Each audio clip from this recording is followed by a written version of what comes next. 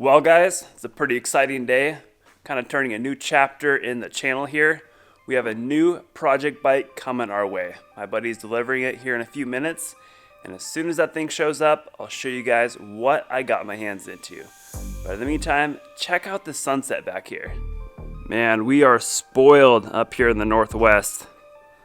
Check that out, that is freaking gorgeous. All right, here we are. Get this thing unloaded. Yeah, so here she is. It's a 2001 RM250. Picked it up from my buddy Drexel here. He brought it over here so you guys can thank him for hooking me up with a bike to build. So yeah, I was over at his house last night testing some number plate brackets, and I saw this thing in the shed or in the garage. I kept bugging him about it. I was like, I need to buy this thing off you. So yeah, found a way to get him to sell it, and here it is in the shop. So took a little bit of convincing. It was going to be my winter project, but got a couple more going on, and figured it could go to a little bit better use than me slapping it together.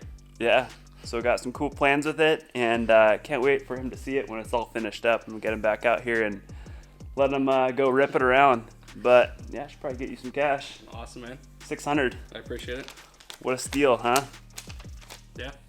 So I'm going to give you guys a little closer look at this thing. Like I said, it's a 2001 RM250, so the first year of this generation, like first year of this body style and frame and suspension, all that. So as you can see, not very complete, missing the top end gas tank seat. I do have all that. I got that with the bike, but as far as condition goes, doesn't look too terrible. I think it's a good bike to start from. Let's take a look at the engine. Looks like it does turn over. Crank, nothing too crazy up and down, no movement there. Your usual side to side. Subframe is all kind of welded up. So what is going on with this subframe is it has a RMZ airbox and rear fender. You can tell that looks a little bit different there off of RMZ 250. Also got the RMZ side plates for it, RMZ seat. It does have the newer RMZ front plate and front fender on there. And looking at this thing closer, the forks are actually off of an RMZ 250 as well. So they are the Showa SFF forks.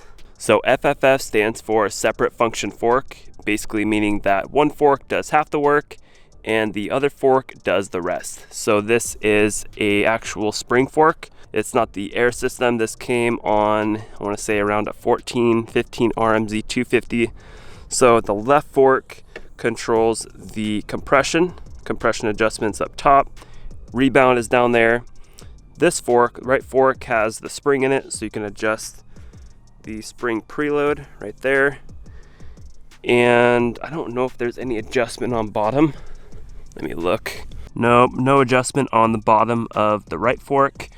So yeah, these are pretty solid forks. I am hoping to keep them on here as long as they're in good shape. As far as the rear shock, that is the standard RM shock on there, which I believe is a Showa, so pretty decent shock there. Rest of the bike seems like it's in decent shape. Let's test this linkage out. Oh, that's sloppy. That's pretty floppy there. Yeah, she's a flopper. So definitely gonna have to go through, replace all the bearings and bushings on the bike. Pretty much gonna have to give it a full-on rebuild like I did with the CR250. And of course, we've got the awesome spoke skins up front. Always love these things. Pick the best color, pink. Pretty freaking sweet. Nah, it's kind of goonish on there, but it is missing a spoke there. That looks like an RMZ front brake system 2 possibly. I don't know how much different it is than the original RM. Let's see what else we got here. No damage around the counter shaft, so that's always good. So with the subframe, it looked like they kind of welded things up to get the RMZ airbox to work. I don't know if that's the RM or RMZ subframe on there. Not really sure. Looks like they did some more welding down here. I'm kind of hoping to put this thing back to original plastics. I don't know. Let me mock the RMZ plastics up on here and see how that works. See how it looks on there. If it doesn't fit very good, I'm gonna go back to the OG style. Another thing I always look for is wear on the swing arm. I don't see it wearing through there at all, so that's good. Take a look at the shock seal. A little bit of leak there, but honestly, all the suspension's gonna be gone through anyways. Rear wheel, it's in decent shape. I don't know. The whole thing is gonna get a good rebuild, so I'm not too worried about stuff leaking and worn out bearings. A little bit of leak out of this fork. It'll be pretty interesting to tear into these SFF forks. I've never had these apart. Kind of want to see how they work inside. I know this side is pretty standard, but the spring side, curious what that looks like inside. Let's see how these brakes are working. Seems pretty solid. Yeah, they're decent.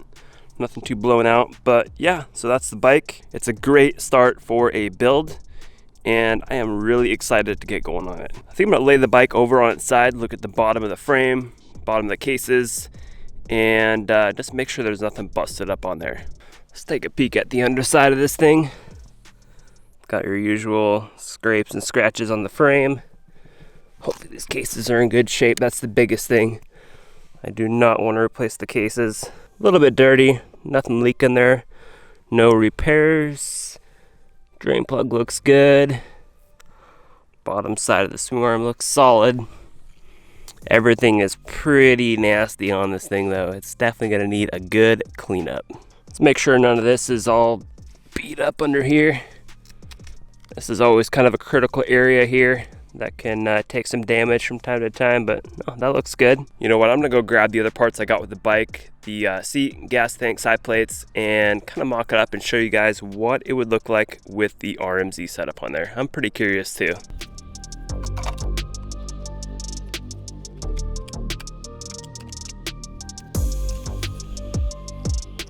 So my first thought with the RMZ plastics is it actually looks pretty good. Whoever did this did a pretty solid job on lining everything up. Seat lines up good. It's hard to tell for sure without everything being bolted up completely. But side plates, seat, all that looks pretty solid. The rear fender is a tiny bit off. That subframe might be tweaked a little bit. But yeah, looks like all the holes line up. Seat to the gas tank isn't too bad. A little bit of a gap there. I don't know. It doesn't look like that seat is gonna latch onto the subframe like it should. But for a conversion, I would say that actually looks pretty good. I'm gonna have to bolt everything up, kind of get a good idea of how it'll look, and I'll make my decision whether or not I am going to keep all this stuff on here or not. I'm really curious on what you guys' ideas are on what we should do with this bike. Got a bunch of ideas myself, but I always love hearing your guys' thoughts and input. So put it down below in the comment section. And I do have something very special I want to announce to you guys at this time. I will be running a bike build contest. You heard that right. Doing a contest over winter to fix up your bike. So I know you guys have a beat up bike or you want to go find a bike to fix up over winter. And now's your chance. I want to get a bunch of people on board. I want to see you guys building up bikes, fixing them up. And so here's how this is going to work. So I'm putting $1,000 up for grabs for you guys. So the winner gets $500, second place gets $300, and third place gets $200 for a total of $1,000 total. So just a cool way to kind of give back to you guys, give you some incentive to go fix up your bike and possibly win some money. And better yet, you get to follow along with this project and build your own bike at the same time. We can kind of share ideas with each other, create a whole community around fixing up dirt bikes. I am so excited to get this thing going. To enter the contest, the charge is only $10 and entries are to be submitted over on primemx.com. So the entries are due by the end of the year, so December 31st at midnight.